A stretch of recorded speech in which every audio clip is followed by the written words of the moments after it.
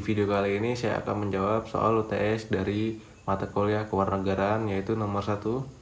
Jelaskan peran saudara dalam menyikapi konsep ketahanan nasional, khususnya di bidang pendidikan sebagaimana tujuan bangsa Indonesia merdeka. Jawaban saya adalah, peran kita dalam menyikapi konsep ketahanan nasional di bidang pendidikan adalah dengan memahami dan menginternalisasi nilai-nilai ketahanan nasional, mengembangkan kurikulum yang relevan, meningkatkan kualitas SDM, dan mendorong partisipasi aktif dari seluruh elemen masyarakat. Dengan demikian, kita dapat menciptakan generasi penerus bangsa yang memiliki karakter kuat, berwawasan kebangsaan, dan siap menghadapi tantangan zaman. Lanjut soal nomor 2. Dalam lingkungan skala nasional, kita mengenal wawasan Nusantara. Coba saudara narasikan wawasan Nusantara dalam lingkungan daerah provinsi, kabupaten, atau kota, khususnya Provinsi Lampung atau provinsi lainnya sesuai asal dan lamanya Anda tinggal. Jawaban saya adalah, Kabupaten Pesisir Barat Lampung memiliki karakteristik yang unik dipengaruhi oleh kondisi geografisnya sebagai daerah pesisir dan kepulauan. Penerapan wawasan Nusantara di sini lebih menekankan pada aspek maritim, ketahanan pangan, dan pelestarian lingkungan. Berikut beberapa poin penting wawasan Nusantara di Kabupaten Pesisir Barat. 1. Potensi maritim yang besar. Sebagai Kabupaten Pesisir Barat memiliki potensi maritim yang sangat besar, termasuk perikanan, pariwisata bahari, dan energi laut. Kedua, ketahanan pangan. Pesisir Barat memiliki potensi pertanian dan perkebunan, namun juga rentan terhadap bencana alam seperti abrasi dan kekeringan. Ketiga, pelestarian lingkungan. Pesisir Barat memiliki keindahan alam yang luar biasa seperti hutan mangrove, pantai, dan terumbu karang. Keempat, konektivitas dan infrastruktur. Keterbatasan aksesibilitas dan infrastruktur merupakan tantangan besar di pesisir barat.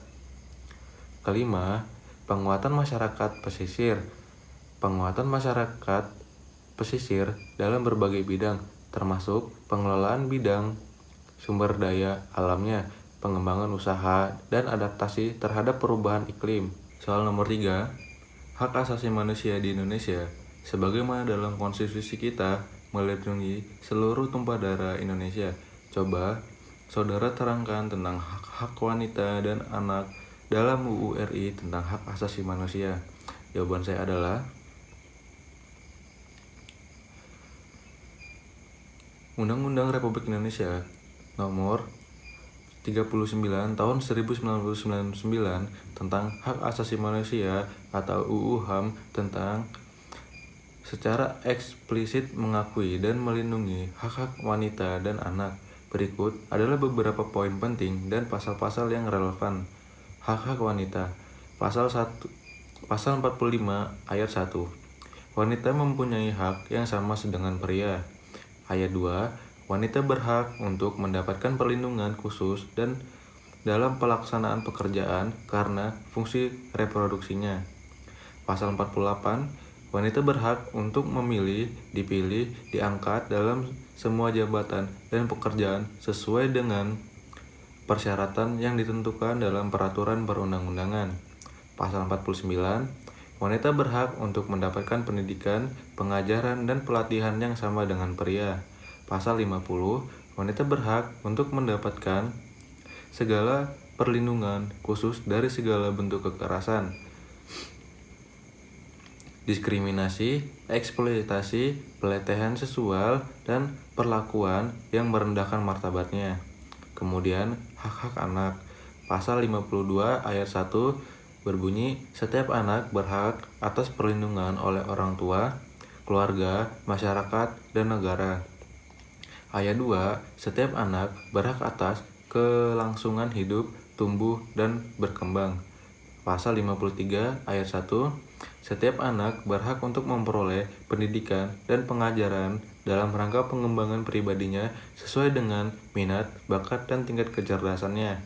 Pasal 2, setiap anak berhak untuk memperoleh pelayanan, kesehatan, dan jaminan sosial sesuai dengan kebutuhan fisik dan mentalnya. Pasal 54, setiap anak berhak untuk beristirahat, bermain, bereaksi, dan berpartisipasi dalam kegiatan budaya dan seni. Pasal 55, setiap anak berhak untuk dilindungi dari segala bentuk kekerasan, eksploitasi, pelecehan seksual, penelantaran, dan perlakuan yang merugikan lainnya. Pasal 56, setiap anak berhak untuk tidak dirampas kebebasannya secara melawan hukum.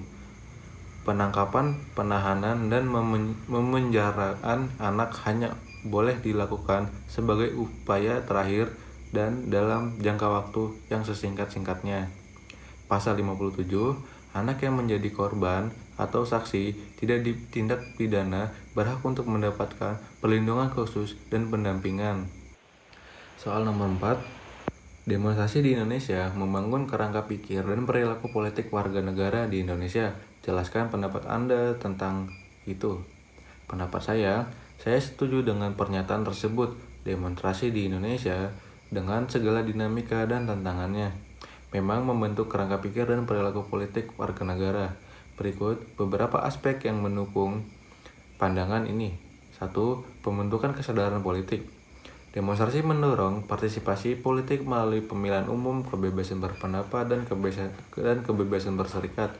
Hal ini meningkatkan kesadaran politik masyarakat tentang hak dan tanggung jawab mereka sebagai warga negara.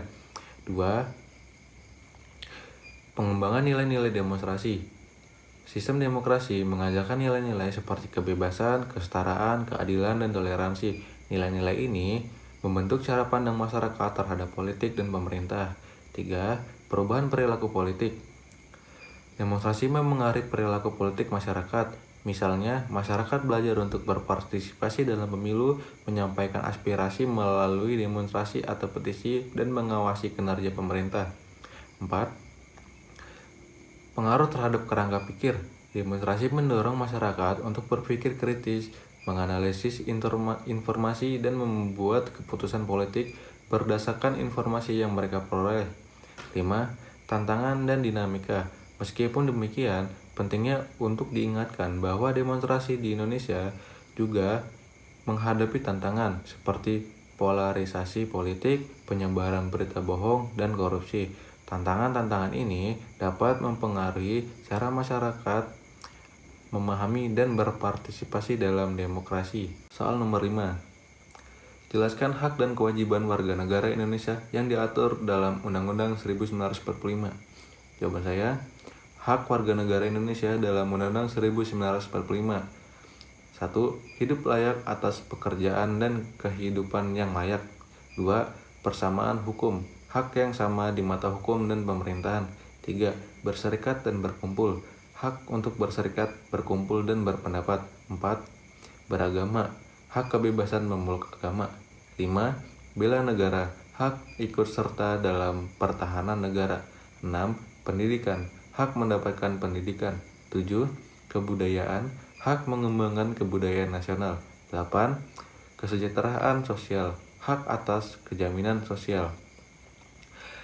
Kewajiban warga negara Indonesia dalam Undang-Undang 1945. 1.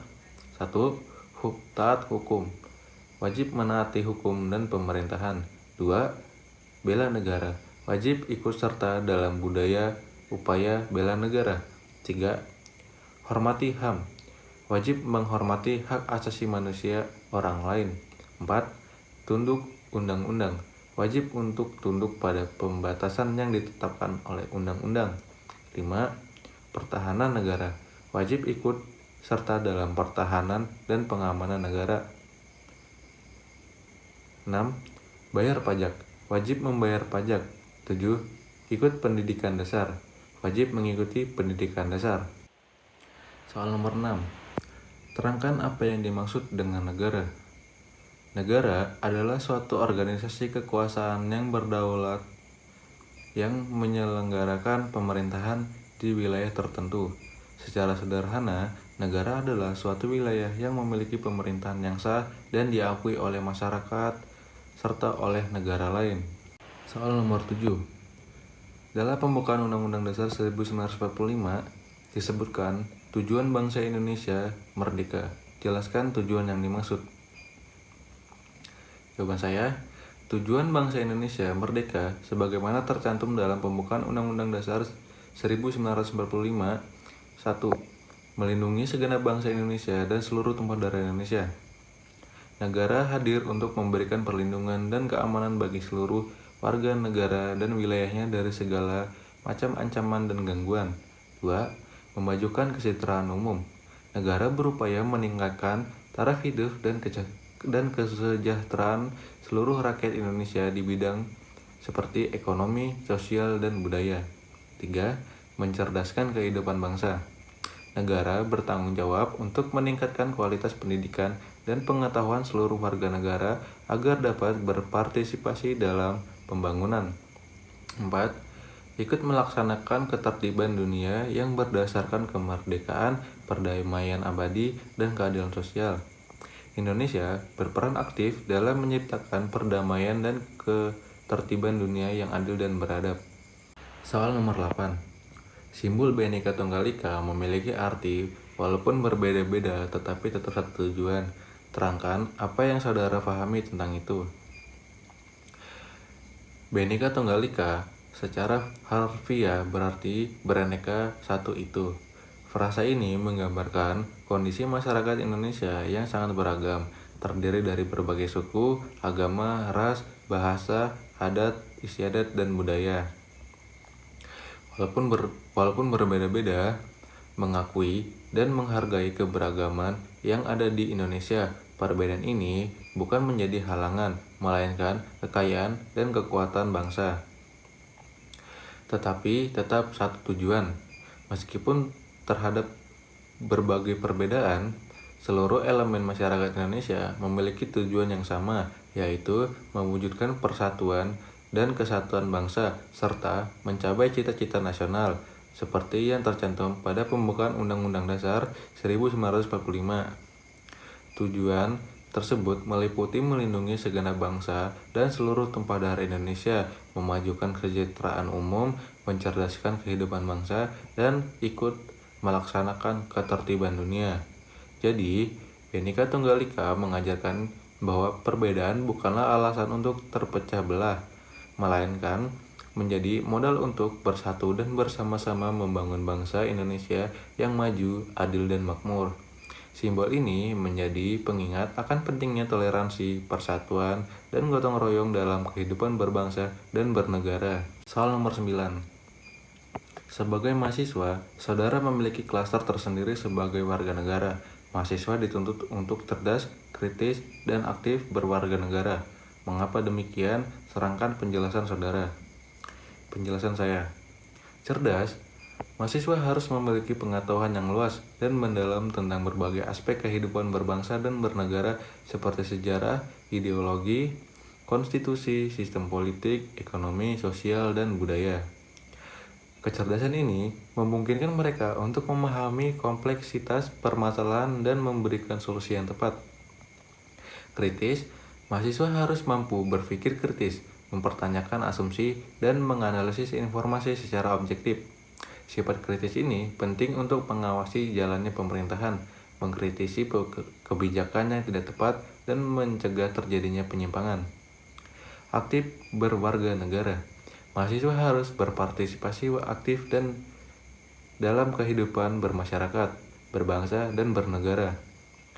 Partisipasi ini dapat dilakukan melalui berbagai cara, seperti mengikuti organisasi kemahasiswaan, mengikuti diskusi publik, menulis artikel, melakukan aksi sosial, dan memberikan suara dalam pemilihan umum. Dengan menjadi mahasiswa yang cerdas, kritis, dan aktif berwarga negara, mereka dapat memberikan kontribusi yang signifikan bagi kemajuan bangsa dan negara.